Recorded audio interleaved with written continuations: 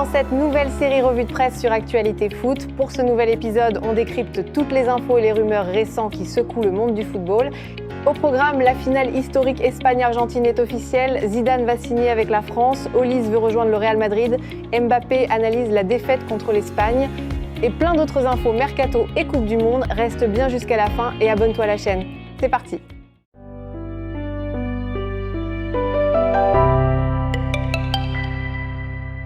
On commence par l'annonce qui va faire vibrer toute la planète football ce dimanche. La finale de la Coupe du Monde 2026 opposera l'Espagne à l'Argentine. Et cette finale est historique à plus d'un titre. C'est la toute première fois dans l'histoire de la Coupe du Monde que la finale oppose le tenant du titre de l'Euro au tenant du titre de la Copa América.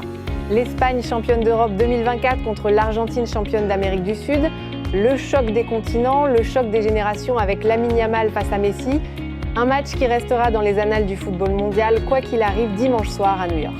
Et pour la troisième fois seulement dans toute l'histoire du mondial, les 4 premières équipes au classement FIFA se sont retrouvées dans le dernier carré.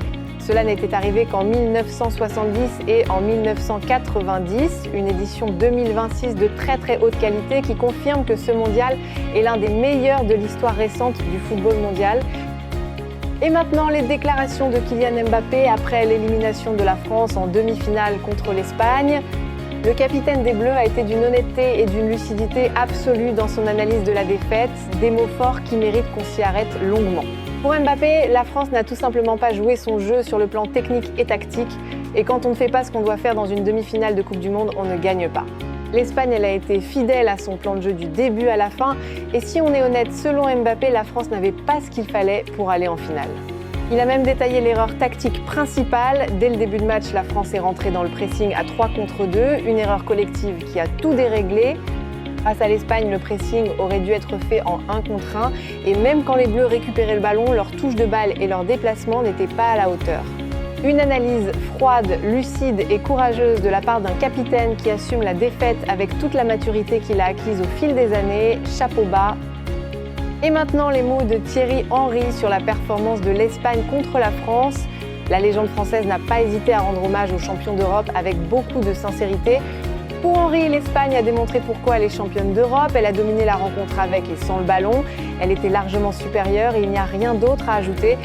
Mais il a surtout défendu avec conviction 2 joueurs souvent sous-estimés. Sur Oyarzabal d'abord.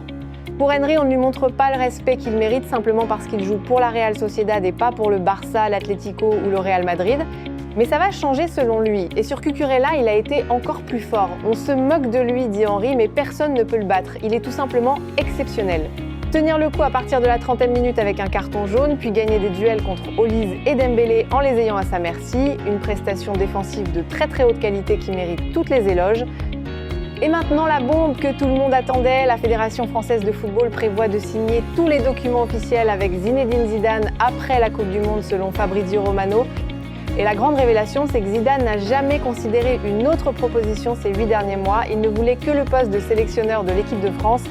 La patience a payé et maintenant que Deschamps s'en va après ce mondial, Zidane va prendre le relais. Le rêve de tout un peuple va se réaliser. Zidane, sélectionneur des Bleus, l'histoire est magnifique. La bombe mercato que tout le monde attendait, Mikel Olise veut rejoindre le Real Madrid cet été. L'international français estime que c'est le club parfait pour continuer sa progression et atteindre le plus haut niveau possible. Le Real Madrid souhaite réaliser un transfert record pour l'arracher au Bayern Munich. La position officielle du Bayern reste qu'Olise est intransférable, mais la réalité est beaucoup plus nuancée. Le club bavarois aimerait le prolonger, mais a en parallèle pris contact avec des joueurs susceptibles de venir le remplacer, un signe que les Allemands commencent à se préparer à un scénario de départ. Olise lui-même discutera avec ses dirigeants après la Coupe du Monde. La décision finale approche et elle va secouer tout le football mondial. Rodri a été absolument magistral contre la France en demi-finale et toute la communauté madridiste le réclame. Des membres importants du club le voient comme le renforcement parfait pour le milieu de terrain. Et selon la CRR, des personnalités importantes au sein du Real Madrid veulent encore que le club signe Rodri. Mais la direction du Real Madrid est divisée. Les hauts responsables ont des doutes sur l'état de sa genou après sa grave blessure. Et surtout, la condition est claire. Si Camavinga ne part pas, il n'y aura pas de nouveau milieu de terrain. Or, Camavinga ne veut pas partir. Un dossier donc actuellement fermé, mais qui pourrait se rouvrir si la situation de Camavinga évolue. Le renouvellement du contrat de Vinicius Junior reste dans l'impasse totale. Ni le Real Madrid ni le joueur n'ont cédé d'un millimètre. Il y a toujours un écart significatif entre ce que le club propose et ce que le joueur demande. Une situation qui va se résoudre après la Coupe du Monde, mais les négociations s'annoncent encore très compliquées.